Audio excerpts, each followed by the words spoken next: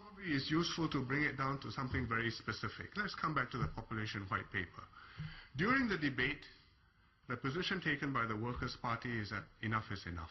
Zero growth. We have continued to grow. I have not heard the Workers' Party demand zero growth today. Do you still demand that? Or do you now think that we should allow SMEs to survive in Singapore?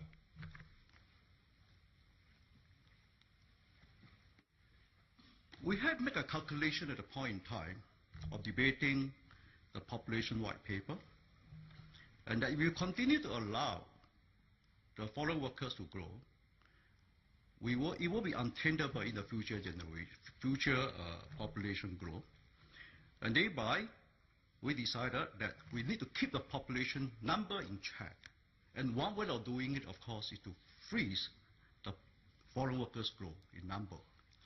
Our calculation was that probably between the existing number of the foreign worker, you can still move around with some sectors that may not need so much of foreign worker, and thereby you can still get by with the zero foreign workers growth. We understand perfectly the possibility and the trade-off.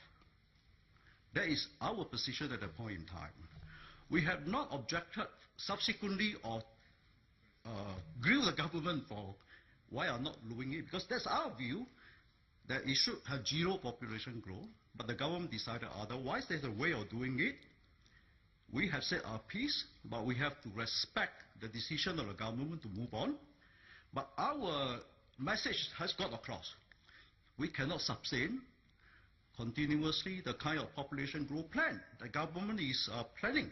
And I'm glad to hear today that Prime Minister is saying that the government is taking a very serious view of tightening and watching the growth of population.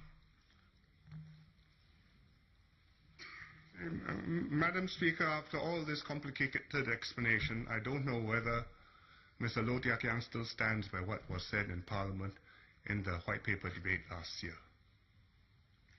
Because if he really does, after all the explanation, he should say, we have too many foreign workers now, send home 70,000. Then we will know where he stands. But after telling me that you can massage this and some people can do less and others will need more, that's easy to say. Who's going to do the massaging? Of course, the government. And that is the mark of a substandard opposition. Madam Speaker, I disagree. This is not the mark of a substandard opposition. This is the mark of a responsible opposition, not to jam up the government, allowing the government, after giving our view, debating it, allowing the government to move forward, not to jam up the government. So it is a mark of responsible government and a mark of First World Parliament.